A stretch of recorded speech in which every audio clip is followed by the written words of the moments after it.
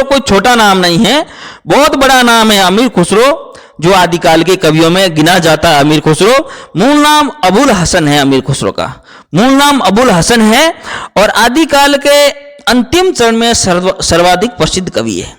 आदिकाल का जो अंतिम चरण चला था, अंतिम चरण के सबसे सर्वाधिक लोकप्रिय कवि रहे हैं अमीर खुसरो।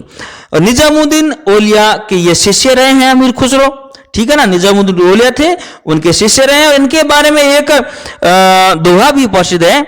ये दोहा आपके सामने लिखा हुआ है, दोहे को देखिए। दोहा आपके सामने है। गोरी सूती सेज पर मुखबर डारे केस, गोरी सूती सेज पर मुखबर डारे केस, चल खुसरो घर आपने रेण भाई चौदेश, चल खुसरो घर आपने रेण भाई चौदेश। बहुत ही अच्छा दोहा है जो अमीर खुसरो के बारे में बताया जाता है। दोस्तों अगर खड़ी बोली की बात करें तो खड़ी बोली का जो प्रथम प्रयोग करने वाले हिंदी के अमीर खुसरो माने जाते हैं। ये लाइन आपके सामने है, ठीक है ना। ये लाइन आपके सामने है। खड़ी बोली का प्रथम प्रयोग करने का जो श्रेय है वो अमीर खुसरो को मिलता है, जो इंपॉर्टेंट है, बहुत ही इंपॉर्टेंट है। अमीर खुसरो की रचनाएं ज्यादातर खड़ी बोली में ही लिखी गई है। डॉक्टर रामकुमार वर्मा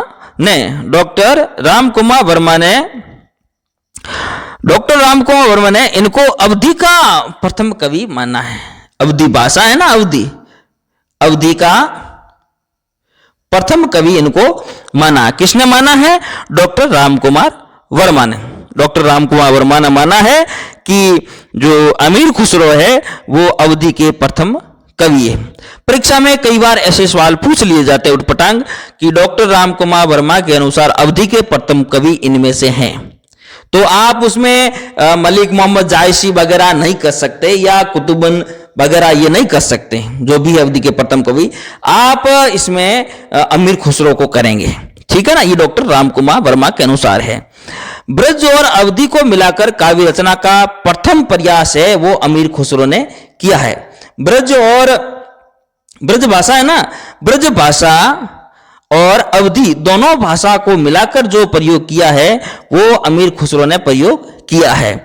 तोताए हिंद या हिंदुस्तान की तूती, तोताए हिंद या हिंदुस्तान की तूती कहा जाता है अमीर खुसरो को, याद रखना। अमीर खुसरो को तोताए हिंद या हिंदुस्तान की तूती कहा जाता है, जो अपने आप में दोस्तों बहुत ही महत्वपूर्ण है, बहुत ही महत्वपूर्ण है। तोताए हिंद या हिंदुस्तान की तूती मैं हटा देता हूं, जो मार्कर से लिखा हुआ है आपको आसानी से दिख जाएगा, आप स्क्रीनशॉट ले लीजिए इनका, ठीक है ना। दिल्ली के सिंहासन पर 11 शासकों, दिल्ली के सिंहासन पर 11 शासकों का पद स्थापन देखा। अमीर खुसरो ने दिल्ली के सिंहासन पर 11 शासकों का पद स्थापन देखा, जो अपने आप में बहुत इंपॉर्टेंट है। डॉक्टर ईश्वरी प्रसाद ने खुसरो को महाकवियों का राजकुमार कहा है। महाकवियों का राजकुमार कहने वाले कौन हैं? डॉक्टर ईश्वरी प्रसाद। डॉक्टर ईश्वरी प्रसाद ने अमीर खुसरो को महाकवियों का राजकुमार कहा है, जो अपने आप में महत्वपूर्ण है। आचार्य रामचंद्र शुक्ल ने इनकी 2 प्रकार की भाषा बताई है। अब देखिए आपके सामने 2 प्रकार की भाषा है। पहली भाषा शुक्ल जी ने बताई ठेठ बोलचाल की खड़ी बोली, ठेठ बोलचाल की खड़ी बोली, जिसमें पहेलियां और मुकरियां और 2 शकुन है। ये मान लीजिए आप, जो ठेठ बोलचाल की खड़ी बोली शुक्ल जी के अनुसार। दूसरी इन्होंने शुक्ल जी ने भाषा बताई खुसरो की ब्रज भाषा, प्रचलित काव्य, गीतों, दोहों की भाषा आचार्य रामचंद्र शुक्ल ने बताया। अब मैं अमीर खुसरो की जो प्रमुख रचनाएं हैं 5 प्रकार की आपके सामने हैं। जो प्रमुख रचना देखिए, एक तो है पहेलियां, दूसरा है मुकरियां, तीसरा है खालिक बारी, चौथा है नूसिफर और 5वां है 2 शकुन। ये 5 रचना है दोस्तों। खालिक बारी है, ये फारसी का शब्दकोश है, फारसी भाषा का शब्दकोश है, आप आराम से याद रखें, कई बार परीक्षा में पूछ लिया जाता है। खालिक बारी है एक फारसी का शब्दकोश, एक हिंदी का शब्दकोश, एक उर्दू का शब्दकोश, ठीक है ना। ऐसे सवाल पूछे जाते हैं, हमेशा पूछे जाते हैं परीक्षा में, तो आप खालिक बारी के बारे में ध्यान रखना दोस्तों। खालिक बारी एक फारसी भाषा का शब्दकोश है और इसकी रचना गयासुद्दीन तुगलक के पुत्र को भाषा ज्ञान देने के उद्देश्य से अमीर खुसरो ने की है। खालिक बार की रचना अमीर खुसरो ने की, क्योंकि गयासुद्दीन जो तुगलक था उसके दरबार में थे। पहले ही आपने पढ़ा कि 11 राजाओं का राज देखा इन्होंने, तो एक राजा गयासुद्दीन तुगलक भी बादशाह हुआ। उनके पुत्र को भाषा ज्ञान देने के लिए खालिक बाहरी की रचना की। यह एक फारसी हिंदी का शब्दकोश है जो बहुत ही इंपॉर्टेंट है, याद रखना इनको, है ना। फिर बात आती है नूह सिपर की। नूह सिपर इस ग्रंथ में भारतीय बोलियों के संबंध में विस्तार से वर्णन किया गया है। भारतीय बोलियां हैं उनके बारे में विस्तार से वर्णन किया गया है। सितार के आविष्कार का अगर किसी को श्रेय माना जाए, सितार के बारे में माना जाए, तो सितार है वो अमीर खुसरो ने ही बनाया है और अमीर खुसरो ने ही उनकी शुरुआत दोस्तों की है। आगे मैं बात करूं तीसरे नंबर के जो है कवि ढोला मारू, जो रचना है ढोला मारूरा दोहा, बहुत ही प्रसिद्ध रचना है, बहुत ही प्रसिद्ध रचना है। ढोला मारूरा दोहा अक्सर परीक्षा में पूछी जाती है। हिंदी का जब पेपर होता है तो ढोला मारू के संबंध में एक सवाल तो आता ही आता है। इसके रचनाकार कवि कलोल है दोस्तों, याद रखना, द्वारा रचित एक प्रेम कथा है। ढोला मारूरा दोहा कवि कलोल द्वारा रचित एक प्रेम कथा है।